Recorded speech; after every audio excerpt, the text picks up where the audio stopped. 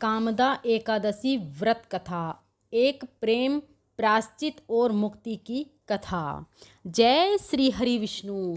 भक्तों, कामदा एकादशी सिर्फ उपवास नहीं बल्कि सच्चे प्रेम, त्याग और विश्वास का प्रतीक है। जो इस व्रत को श्रद्धा और नियम से करता है उसके जीवन से सभी दोष दूर हो जाते हैं और पुण्य की प्राप्ति होती है। प्राचीन समय की बात है, जब धर्मराज युधिष्ठिर को धर्म और मोक्ष का गहरा ज्ञान प्राप्त करना था, तब उन्होंने स्वयं भगवान श्री कृष्ण से प्रश्न किया, हे केशव, कृपा करके मुझे बताइए कि चैत्र शुक्ल एकादशी का क्या नाम है और इसका क्या महत्व है। यह व्रत किस प्रकार पापों का नाश करता है। श्री कृष्ण मुस्कुराए, उनकी आंखों में करुणा और ज्ञान का तेज एक साथ था। उन्होंने कहा, हे धर्मराज, ध्यान से सुनो, मैं तुम्हें कामदा एकादशी की वह प्राचीन कथा सुनाता हूँ जो स्वयं ब्रह्मा जी नारद मुनि को सुनाई थी। यह कथा न केवल पापों का नाश करती है बल्कि प्रेम, त्याग और सच्ची भक्ति का अद्भुत उदाहरण है। जय श्री हरि विष्णु। भक्तों, एकादशी माता कोई साधारण तिथि नहीं, वह धर्म की सजीव शक्ति है। जो भी मनुष्य श्रद्धा से इस दिन व्रत करता है पापों से मुक्त होता है और उसे भोग से मिलता है मोक्ष भी। एकादशी केवल अन्न त्याग का व्रत नहीं, यह काम, क्रोध, लोभ जैसे आंतरिक दोषों के त्याग का पर्व है। और जो इस दिन भगवान विष्णु का स्मरण करता है वह जीवन में कभी अकेला नहीं रहता। और फिर श्री कृष्ण ने एक ऐसी कथा सुनाई जिसने युधिष्ठिर ही नहीं, आज तक अनगिनत श्रद्धालुओं के जीवन को प्रकाशित किया। प्राचीन समय की बात है, जब रतनपुर नाम का एक भव्य नगर था। वहाँ के राजा का नाम था पंडुरीक। राजा बहुत न्यायप्रिय था। यह नगर देवताओं और गंधर्वों की नगरी थी, जहाँ चारों ओर राग, रंग, संगीत और सौंदर्य का साम्राज्य था। उस नगर में गंधर्व, अप्सराएं, नाग और किन्नर अपने कलाओं से वातावरण को सजीव बनाए रखे थे। इसी नगरी में ललित नामक एक गंधर्व अपनी मधुर गायकी से सबको मोहित कर लेता था। ललित, जो स्वर्ग में भी अपने संगीत के लिए प्रसिद्ध था, उसका स्वर इतना मधुर था कि जब वह गाता तो वृक्ष भी झूमने लगते थे और पशु पक्षी भी मंत्रमुग्ध हो जाते थे। उसकी पत्नी ललिता एक अप्सरा थी। वह अत्यंत रूपवती और अपने पति से अत्यधिक प्रेम करने वाली थी। दोनों पति पत्नी का प्रेम अद्भुत था। वे एक दूसरे से पल भर भी दूर नहीं रहते थे। ललित जब भी कभी सभा में गाने गाता जाता, ललिता की छवि उसके मन में रहती। यह प्रेम ही भविष्य में उसकी परीक्षा का कारण बना। एक दिन राजा पंडुरीक के दरबार में विशेष सभा आयोजित हुई। सभी कलाकारों को बुलाया गया, ललित को भी आमंत्रित किया गया। वह सभा बहुत बड़ी थी। रतनपुर के राजा पंडुरीक के दरबार में ललित संगीत प्रस्तुत कर रहा था। किन्नर गा रहे थे, अप्सराएं नृत्य कर रही थीं, पर ललित का मन वहाँ नहीं था। उसका मन केवल अपनी पत्नी ललिता की ओर था, जो घर पर अस्वस्थ थी। जब ललित मंच पर गान प्रस्तुत करने गया तो उसका ध्यान पूरी तरह भटका हुआ था। उसका स्वर बिखर गया, लय टूट गई, भाव नदारद थे। यह देखकर दरबार में उपस्थित एक ऋषि क्रोधित हो उठे। उन्होंने कहा, तू सभा की मर्यादा भूल गया है। गंधर्व होकर भी स्वर का अपमान करता है। यह गर्व नहीं, पाप है। मैं तुझे श्राप देता हूँ कि तू अब राक्षस योनि में जन्म ले। और क्षण भर में ललित का सुंदर शरीर विकराल राक्षस के रूप में बदल गया।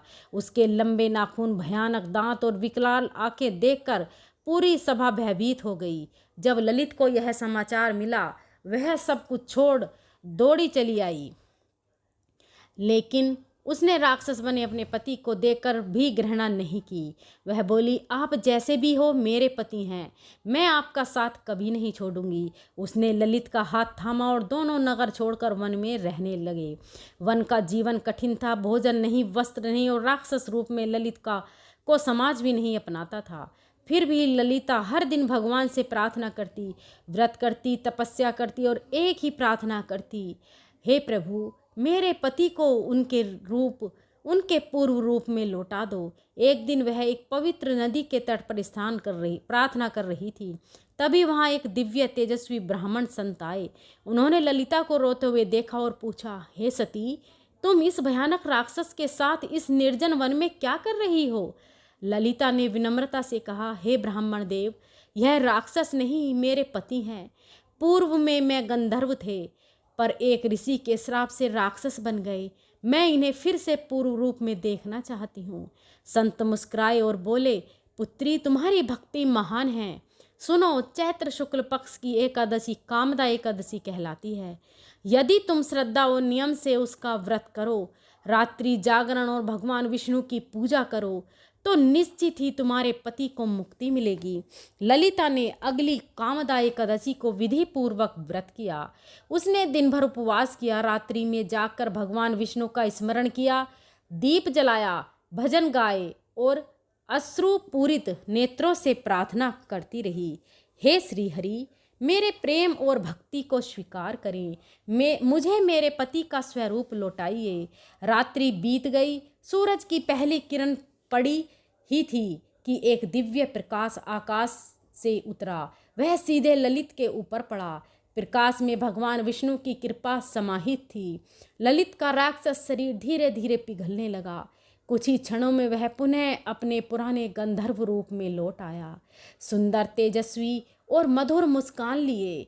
ललिता की आंखों से आंसू बहने लगे, पर इस बार वे आंसू दुख के नहीं, कृतज्ञता के थे।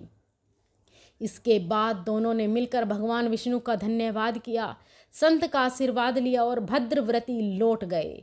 वहीं सभी ने उन्हें देखकर आश्चर्य किया और ललिता की भक्ति की सराहना की। भगवान श्री कृष्ण ने युधिष्ठिर से कहा, हे राजन, इस कथा से यह सिद्ध होता है कि कामदा एकादशी का व्रत पापों का नाश करता है, श्राप से मुक्ति दिलाता है और प्रेम व भक्ति का सार्थक करता है। जो भी इस एकादशी का व्रत श्रद्धा और नियम से करता है, वह अपने जीवन के कष्टों से मुक्त होकर ईश्वर की कृपा प्राप्त करता है। कामदा एकादशी की जय हो।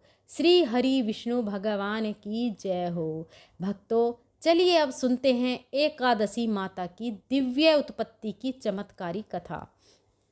बहुत समय पहले की बात है। सृष्टि के प्रारंभ में जब धर्म की स्थापना हो रही थी, तब त्रिलोक में अधर्म और पाप अपनी सीमाएं लांघ चुके थे। असुरों का आतंक बढ़ता जा रहा था। देवता असहाय थे, यज्ञ बाधित हो रहे थे और मनुष्यों का जीवन संकट में था।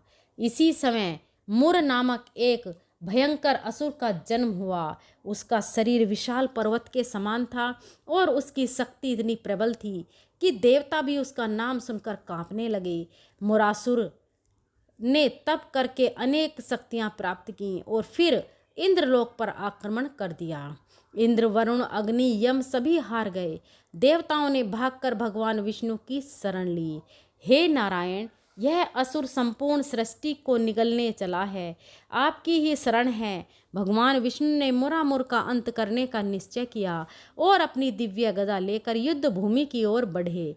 भीषण युद्ध छिड़ गया। हजारों वर्षों तक युद्ध चलता रहा, लेकिन मुरासुर थकता नहीं था। अंततः भगवान विष्णु हिमालय की एक गुफा बद्रिकाश्रम में विश्वास करने लगे। उन्होंने अपने दिव्य तेज से एक दिव्य योग निद्रा धारण की। तभी मुरासुर वहां आ पहुंचा। अब विष्णु भी थक गए। यही मौका है। वह गुफा में प्रवेश कर भगवान पर आक्रमण करने ही वाला था कि तभी एक चमत्कार हुआ। जैसे ही मुरासुर ने गदा उठाई, भगवान विष्णु के शरीर से एक दिव्य ज्योति निकली। वह ज्योति एक तेजस्वी कन्या के रूप में प्रकट हुई। उस कन्या की आंखें अग्नि शिखा के समान थीं। उसके 4 हाथों में शंख, चक्र, गदा और पद्म थे।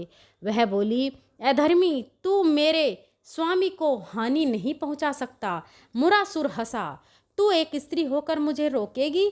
कन्या गरजी, मैं कोई साधारण स्त्री नहीं, मैं स्वयं धर्म की शक्ति हूँ। मैं हूँ एकादशी। एक भीषण युद्ध हुआ और अंततः एकादशी माता ने मुरासुर का संहार कर दिया।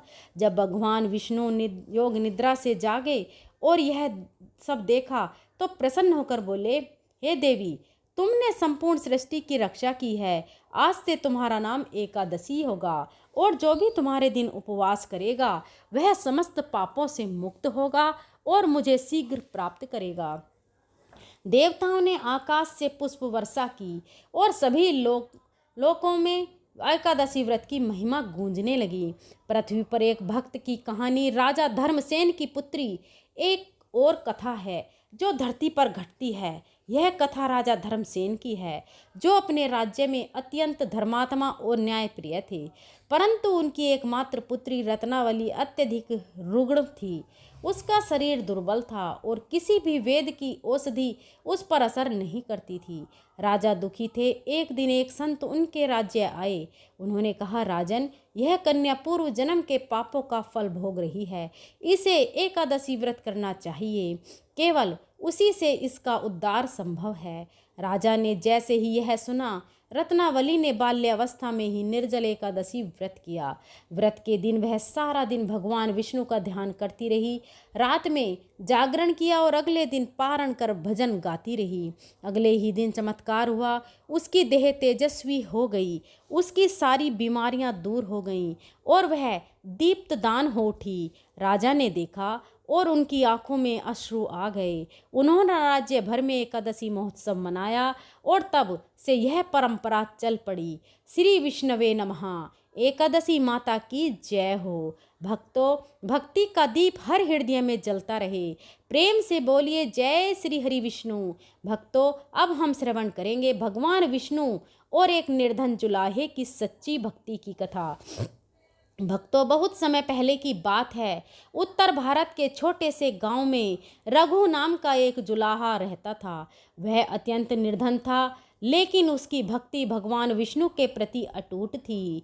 रघु दिन भर कड़ी मेहनत करता, अपने छोटे से घर पर कपड़ा बुनता, फिर बाजार जाकर बेचने की कोशिश करता। जो थोड़ा बहुत धन मिलता उसी से रूखा सूखा भोजन करता। पर एक बात थी, चाहे जैसा भी दिन जाए, वह प्रत्येक संध्या को अपने छोटे से घर के कोने में दीपक जलाकर भगवान विष्णु की पूजा अवश्य करता था। उसके पास कोई मूर्ति नहीं थी, बस दीवार पर विष्णु भगवान का एक पुराना चित्र टंगा हुआ था, जिसे वह रोज पोंछता, फूल चढ़ाता और कहा करता, प्रभु, मैं जानता हूँ कि आप सबके दुख हरते हैं, मेरा भी ध्यान रखिएगा। उसकी यह सरल बात मानो भगवान के हृदय को छू जाती थी। एक वर्ष ऐसा आया जब लगातार बारिश और सूखे के कारण रघु की बुनाई का काम भी बंद हो गया। घर में अन्न का एक दाना नहीं बचा था। कई दिन से भूखा था, लेकिन फिर भी उसने भगवान की पूजा बंद नहीं की। पड़ोसी हंसते थे, अरे रघु, भगवान तुम्हारे भूख से नहीं पिघलते क्या? अब भी दीप जलाते हो? रघु मुस्कुराता और कहता, मैं उन्हें नहीं, अपने विश्वास को जलाए रखता हूँ। जब दीपक बुझता है तो अंधकार ही अंधकार रह जाता है। एक रात्रि जब रघु उपवास किए बैठा था, भूख से उसकी आंखें भारी थीं, तभी अचानक एक तेज प्रकाश से उसका घर चमक उठा।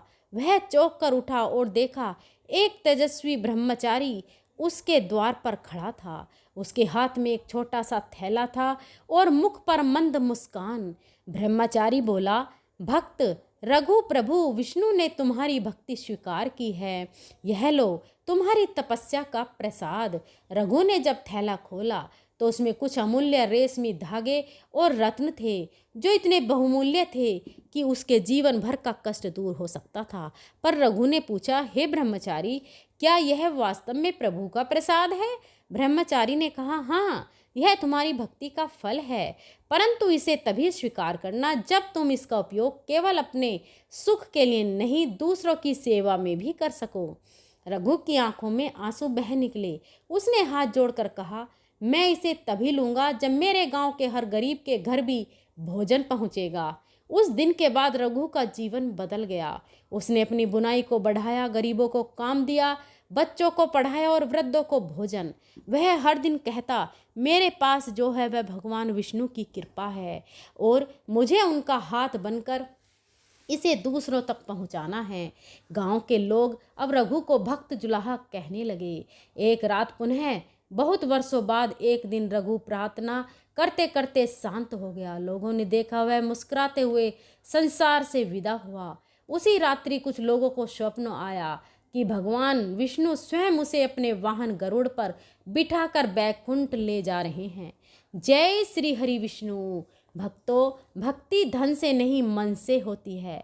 जो सच्चे हृदय से भगवान को पुकारता है भगवान स्वयं उसकी परीक्षा लेते हैं और फिर उसे उठा भी लेते हैं। काम क्रोध लोभ के बिना जो सेवा करता है वही सच्चा भक्त है। श्री हरि विष्णु भगवान की जय हो। भक्त रहु की भक्ति अमर रहे। वैदिक पंचांग के अनुसार चैत्र माह के शुक्ल पक्ष की एकादशी तिथि की शुरुआत 7 अप्रैल को रात 8 बजे होगी और अगले दिन यानी 8 अप्रैल को रात 9:12 पर खत्म होगी। सनातन धर्म में उदया तिथि का विशेष महत्व है। इस प्रकार से 8 अप्रैल को कामदा एकादशी व्रत किया जाएगा। जगत के पालनहार भगवान विष्णु की कृपा से सभी पाप मिट जाते हैं। कामदा एकादशी व्रत पारण का मुहूर्त। कामदा एकादशी व्रत का पारण 9 अप्रैल 2025 को किया जाएगा। ऐसे ही और भी रोचक और आध्यात्मिक वीडियो के लिए चैनल को सब्सक्राइब ज़रूर कर लें। दोस्तों, आपको यह कथा कैसी लगी कृपया कमेंट करके ज़रूर बताएं। वीडियो पसंद आई हो तो वीडियो को लाइक करें और अपने फ्रेंड और फैमिली में शेयर करें। कमेंट बॉक्स में जय श्री कृष्णा लिखना बिल्कुल भी ना भूलें। फिर मिलते हैं एक और दिलचस्प और धार्मिक वीडियो के साथ। तब तक के लिए धन्यवाद। अगर मेरे बोलने में कोई त्रुटि हो तो मैं हाथ जोड़कर क्षमा प्रार्थी हूँ। जय हो एकादशी माता की, जय हो विष्णु भगवान की।